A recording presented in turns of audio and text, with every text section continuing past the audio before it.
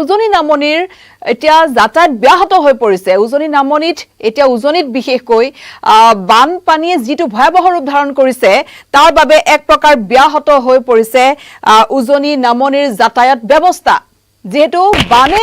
এক প্ৰকাৰ তাত তাণ্ডৱৰ সৃষ্টি কৰিছে। নাগালেণ্ডত ডাৱৰ বিস্ফোৰণৰ পিছতে দেখা গৈছে যে উজনি অসমৰ কেইবাখনো জিলাত ভয়াবহ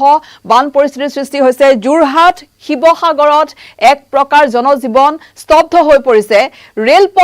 ৰেলপথৰ ওপৰেৰে পানী বাগৰিছে, ঘৰৰ মুধচলৈকে পানী হৈছে আৰু হঠাৎ হোৱা এই নাগালেণ্ডৰ যি ডাৱৰ বিস্ফোৰণ, সেই ডাৱৰ বিস্ফোৰণৰ পিছতে এতিয়া উজনি অসমৰ কেইবাখনো জিলাত এক ভয়ংকৰ পৰিস্থিতিৰ সৃষ্টি হৈছে। যেহেতু ৰাষ্ট্ৰীয় ঘাইপথৰ ওপৰেৰে পানী বাগৰিছে, এক প্ৰকাৰ ভয়াবহ পৰিস্থিতি। আনকি বহু লোক এতিয়া আবদ্ধ হৈ পৰিছে বানৰ বাবে আৰু সেই লোকসকলক উদ্ধাৰ কৰিবৰ বাবে ইতিমধ্যে ৰাজ্যৰ মুখ্যমন্ত্ৰীগৰাকীয়ে জৰুৰী নিৰ্দেশ দিছে। ইতিমধ্যে সেই বানাক্ৰান্ত অঞ্চলত গৈ মন্ত্ৰী বিমল বৰা উপস্থিত হৈছেগৈ আৰু তেওঁ যিসকল বানাক্ৰান্ত লোক আবদ্ধ হৈ পৰিছে সেই লোকসকলক উদ্ধাৰৰ বাবে এতিয়া ব্যৱস্থা কৰিছে। এক প্ৰকাৰ সাংঘাতিক ধৰণে জলপ্ৰলয়ৰ সৃষ্টি হৈছে তাৎক্ষণিকভাৱে। যেহেতু ধাৰাসাৰ বৰষুণ হৈ আছে, এফালে পাহাৰত ধাৰাসাৰ বৰষুণ আৰু পাহাৰৰ বৰষুণৰ বাবে এতিয়া উজনি অসমৰ বহু কেইখন জিলাত হঠাৎ এই ধৰণে জলপ্ৰলয়ৰ সৃষ্টি হৈছে। বিশেষকৈ নাগালেণ্ডৰ যি ডাৱৰ বিস্ফোৰণ হৈছে সেই ডাৱৰ বিস্ফোৰণৰ পিছতে উজনি অসমত বানৰ তাণ্ডৱ দেখা পোৱা গৈছে। শিৱসাগৰ, যোৰহাট, চৰাইদেউ জিলাত বানে একেবাৰে সংহাৰী ৰূপ ধাৰণ কৰিছে। আমি ভিজুৱেলছ দেখুৱাম আপোনালোকক, বানপানীৰ যি ভিজুৱেলছ আমি সেয়া আপোনালোকক দেখুৱাম। ইয়াত কি ধৰণে পৰিৱেশৰ সৃষ্টি হৈছে। যিহেতু দেখা গৈছে যে এই নাগালেণ্ডৰ ডাৱৰ বিস্ফোৰণৰ পিছতে এতিয়া শিৱসাগৰ আৰু যোৰহাটত বিশেষকৈ ভয়ংকৰ বানপানীৰ সৃষ্টি হৈছে। ইয়াত ভিজুৱেলছসমূহ আছে। যিহেতু উজনি অসমৰ এতিয়া কেইবাখনো ৰেল বাতিল কৰা হৈছে উজনি অসমৰ আৰু শিৱসাগৰ, যোৰহাট, চৰাইদেউ জিলাত বেছিকৈ প্ৰভাৱিত হৈছে এই বানৰ বাবে। এই বানপানীৰ প্ৰকোপত পৰিছে এই দুখনকৈ জিলা, বিশেষকৈ শিৱসাগৰ, যোৰহাট আৰু চৰাইদেউত দেখা গৈছে যথেষ্ট বানৰ সংহাৰ দেখিবলৈ পোৱা গৈছে। যোৰহাট, নাজিৰাত বাঢ়নি পানীয়ে মথাউৰি ভাঙিছে। যোৰহাটত ভাঙিল ভোগদৈ নদীৰ মথাউৰি ভঙাৰ ফলত এতিয়া হাহাকাৰ পৰিস্থিতিৰ সৃষ্টি হৈছে যোৰহাটত। নাজিৰাৰ গেলেকীত ভাঙিল দৈখনা নৈৰ মথাউৰি ভগাৰ পিছতে এতিয়া হাহাকাৰ পৰিস্থিতিৰ সৃষ্টি হৈছে আৰু বান পৰিস্থিতি জটিল হৈ পৰাত এক প্ৰকাৰ উজনি নামনিৰ যি যাতায়াত ব্যৱস্থা সেই যাতায়াত ব্যৱস্থা সম্পূৰ্ণৰূপে এতিয়া ব্যাহত হৈ আছে। আৰু শিৱসাগৰত বিপদ সীমাৰ ওপৰেৰে কেইবাখনো নৈৰ জলস্তৰ এতিয়া বৈছে। বিপদ সীমাৰ ওপৰত আছে কেইবাখনো নৈৰ জলস্তৰ, দ্ৰুতগতিত বাঢ়িছে নৈৰ উপনৈৰ জলস্তৰ। আৰু নাজিৰাত বিপদ সীমাৰ ওপৰেৰে বৈছে এতিয়া দিখৌ নৈৰ জলস্তৰ। গতিকে তাৰ যিসকল লোক আছে এতিয়া সেইসকল অধিক শংকিত হৈ পৰিছে। যিহেতু NH ৰোড ক্ৰচিঙত বিপদ সীমাৰ ওপৰেৰে বৈছে জাজি নদী এতিয়া বিপদ সীমাৰ ওপৰেৰে বৈ আছে। দিহিং মুখত বিপদ সীমাৰ ওপৰেৰে বৈছে দিহিং নদী আৰু AT ৰোড ক্ৰচিঙত বিপদ সীমাৰ ওপৰেৰে বৈছে দিখৌ। গতিকে শিৱসাগৰতো এতিয়া এক প্ৰকাৰ হাহাকাৰ পৰিৱেশ, হাহাকাৰ পৰিস্থিতি। যিহেতু গোৱালগাঁৱত বিপদ সীমাৰ ওপৰেৰে বৈছে দিখৌ। এতিয়া সকলোতে দেখা গৈছে যে শিৱসাগৰত যিবোৰ নৈ উপনৈ আছে সকলোৰে এতিয়া জলস্তৰ জলপৃষ্ঠ এতিয়া বিপদ সীমাৰ ওপৰেৰে বৈছে। কাৰণ নাগালেণ্ডৰ ডাৱৰ বিস্ফোৰণৰ পিছতে এতিয়া এই ভয়াবহ পৰিস্থিতি নামি আহিছে উজনিৰ এই কেইখন জিলালৈ, বিশেষকৈ শিৱসাগৰ আৰু যোৰহাটলৈ ভয়ংকৰ পৰিস্থিতিৰ সৃষ্টি হৈছে। হঠাৎ চকুৰ প্ৰচাৰতে এতিয়া গাঁৱৰ পিছত গাঁও এতিয়া জলমগ্ন হৈ পৰিছে, ঘৰৰ মুধচলৈকে পানী হৈছে। বানাক্ৰান্ত লোকসকলে তেওঁলোকে নিজৰ ঘৰ বাৰী এৰি এতিয়া সুৰক্ষিত স্থানলৈ আহিব লগা হৈছে আৰু তাৰ মাজতে দেখা গৈছে যে কোনো লোকে কিছু ঘৰৰ আচবাব লৈ তেওঁলোকে এবুকু পানীৰ মাজেৰে তেওঁলোকে আহিছে সুৰক্ষিত স্থানলৈ। আৰু এইসমূহ দৃশ্য দেখা পাইছে যে ৰাষ্ট্ৰীয় ঘাইপথত পানী, যিহেতু ৰেলপথৰ ওপৰেৰে ৰেল ক্ৰচিঙৰ ওপৰেৰে বাগৰিছে পানী। এতিয়া এই ধৰণে সম্পূৰ্ণৰূপে এতিয়া বানাক্ৰান্ত হৈ পৰিছে বিশেষকৈ শিৱসাগৰ আৰু যোৰহাট জিলা। এফালে নেৰানেপেৰা বৰষুণ আৰু সেই বৰষুণৰ পিছতে এতিয়া তাৰ মাজতে নাগালেণ্ডত হোৱা ডাৱৰ বিস্ফোৰণৰ পিছতে এতিয়া এই ধৰণে ভয়াবহ পৰিস্থিতিৰ সৃষ্টি হৈছে উজনি অসমৰ দুখনকৈ জিলাত আৰু ভয়াবহ বান পৰিস্থিতি এতিয়া জিলাই যিহেতু দেখা পোৱা গৈছে যে সকলোতে কেৱল পানী আৰু পানী এক প্ৰকাৰ জনজীৱন ব্যাহত হৈ পৰিছে স্তব্ধ হৈ পৰিছে গতিকে ইয়াৰ মাজতে যোৰহাট আৰু চৰাইদেউ জিলাত হেল্পলাইন নম্বৰ মুকলি কৰা হৈছে যেহেতু সকলো বহু গাঁও এতিয়া বানত আবদ্ধ হৈ পৰিছে সেই সকলক উদ্ধাৰৰ বাবে ইতিমধ্যে জিলা প্ৰশাসন SDRF NDRF অগ্নি আৰু জৰুৰীকালীন সেৱা সেনা বাহিনী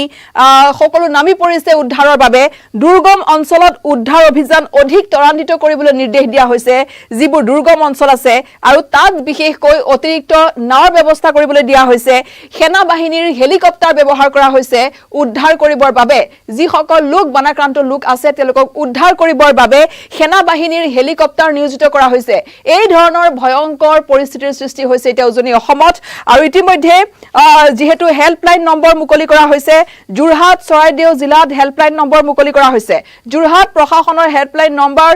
নম্বৰ হৈছে 037623000124 গতিকে হেল্পলাইন নম্বৰ মুকলি কৰা হৈছে জৰুৰীকালীন সেৱাৰ বাবে 1077 নম্বৰত যোগাযোগ কৰিবৰ বাবে আহ্বান জনোৱা হৈছে জৰুৰীকালীন সেৱাৰ বাবে 1077 নম্বৰত যোগাযোগৰ আহ্বান কৰা হৈছে আৰু চৰাইদেউ জিলাৰ বাবে হেল্পলাইন নম্বৰ মুকলি কৰা হৈছে গতিকে শিৱসাগৰত পৰিস্থিতি অধিক ভয়ংকৰ হৈ পৰিছে অধিক ভয়াবহ হৈ পৰিছে আৰু মুখ্যমন্ত্ৰীৰ নিৰ্দেশত ইতিমধ্যে শিৱসাগৰত যেহেতু SDRF NDRF আৰু বাহিনীৰ লোকসকল ইতিমধ্যে উপস্থিত হৈছে আৰু অতিৰিক্ত নাও আৰু সেনাৰ হেলিকপ্টাৰ ইতিমধ্যে নিয়োজিত কৰা হৈছে যাতে লোকসকলক উদ্ধাৰ কৰি সুৰক্ষিত স্থানলৈ লৈ আহিব পৰা যায় গতিকে সেই ধৰণে উদ্ধাৰ অভিযান চলোৱা হৈছে আৰু এই প্ৰলয়ংকাৰী বানে ইতিমধ্যে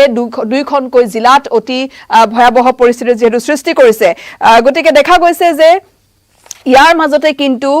আকৌ বতৰ বিজ্ঞান কেন্দ্ৰই জাৰি কৰিছে তেওঁলোকে কৈছে আগজাননী দিছে যে আহি থকা 24 ঘণ্টাত অনাগত 24 ঘণ্টাত ৰাজ্যত অব্যাহত থাকিব ধাৰাসাৰ বৰষুণ অব্যাহত থাকিব যেহেতু দুটা দিনলৈ 5খনকৈ জিলাত প্ৰবল বৰষুণ হোৱাৰ যি এলাৰ্ট জাৰি কৰা হৈছে অৰেঞ্জ এলাৰ্ট জাৰি কৰা হৈছে কেইবাখনো জিলাত গতিকে অনাগত এই পাঁচটা যেহেতু 5খনকৈ জিলাত অনাগত দুটা দিন অৰ্থাৎ আজি সোমবাৰ মঙ্গলবাৰ এই কেইটা দিনত ধাৰাসাৰ বৰষুণ ৰাজ্যত অব্যাহত থাকিব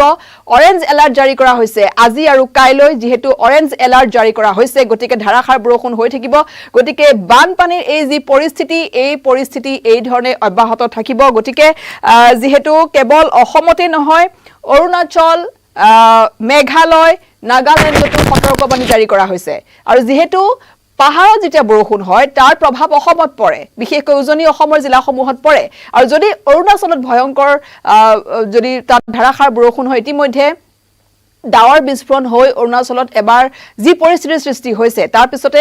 নাগালেণ্ডত ডাৱৰ বিস্ফোৰণ হৈ তাৰ প্ৰভাৱ পৰিছে এতিয়া উজনি অসমৰ এই শিৱসাগৰ যোৰহাট জিলাত গতিকে আকৌ যদি তাত ধাৰাসাৰ বৰষুণ হৈ থাকে তেনেহলে পৰিস্থিতি আৰু অধিক ভয়ংকৰ হৈ পৰাৰ আশংকা আছে গতিকে এই মুহূৰ্তত প্ৰশাসনে নিৰ্দেশনা জাৰি কৰিছে যাতে সকলো লোক সষ্টম হৈ থাকে আৰু বিশেষকৈ সুৰক্ষিত স্থানলৈ যাতে সকলো লোক গুচি যায়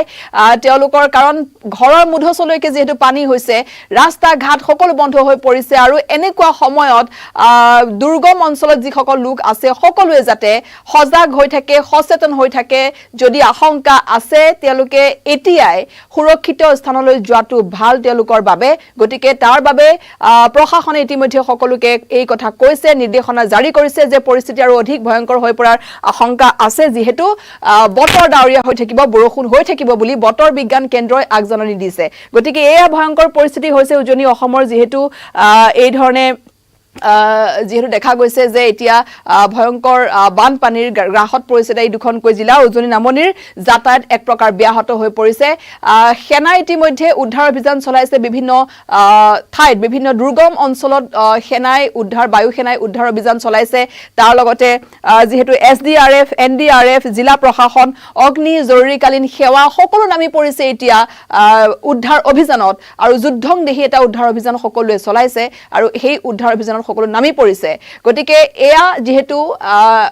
প্ৰতিটো মুহূৰ্তৰ আপডেট কি হৈছে আমি আপোনালোকক দি যাম গতিকে এই যেটো জলপ্ৰলয় উজনি অসমৰ যি জলপ্ৰলয় সেই জলপ্ৰলয় নাগালেণ্ডৰ বিশেষকৈ ডাৱৰ বিস্ফোৰণৰ পিছতেই হঠাৎ উজনি অসমৰ এই জলপ্ৰলয়ৰ সৃষ্টি হৈছে আৰু এই জলপ্ৰলয়ৰ গ্ৰাসত এতিয়া শিৱসাগৰ আৰু যোৰহাট জিলা সামগ্ৰিকভাৱে পানীৰ জলমগ্ন হৈ পৰিছে সকলো ব্যাহত হৈ পৰিছে যাতায়াত ৰেলপথে কক স্থলপথে কক সকলো ব্যাহত হৈ পৰিছে মানুহৰ ঘৰত পানী পথাৰত পানী বাৰীত পানী সকলোতে কেৱল পানী আৰু সেই পানীৰ মাজৰ পৰা এতিয়া বানাক্ৰান্তক উদ্ধাৰ অভিযানৰ যুদ্ধং দেহি এতিয়া এটা প্ৰচেষ্টা পৰিবেশ চলি আছে